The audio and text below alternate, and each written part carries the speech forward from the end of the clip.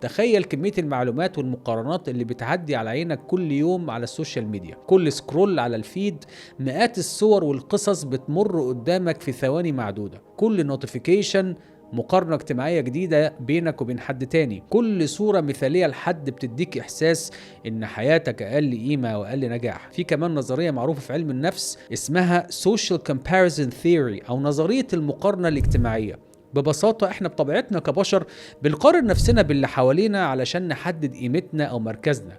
زمان كنت بتقارن نفسك بجارك، بزميلك في المدرسة، بابن عمك، كانت دايرة المقارنة كده صغيرة ومحدودة. دلوقتي انت بتقارن نفسك بمئات الالاف يمكن ملايين الاشخاص حوالين العالم، وكمان بتقارن نفسك باسعد واجمل اللحظات المصورة في حياتهم. كمان كل واحد بينشر احسن ما عنده، بس ما هو مفيش حد بيصور خيبته، والنتيجة احساس مزمن انك اقل من الناس كلها. دايما حاسس ان في حد احسن منك في كل حاجة، وده يجرنا المفهوم مرتبط اسمه الخوف من فوات الشيء أو fear of missing out FOMO. طول ما أنت شايف غيرك بينزل صور وهو مبسوط وبيسافر وبيخرج مع أصحابه، طبيعي هيجيلك شعور إنك بره الدايرة وإنك فايتك حاجات مهمة.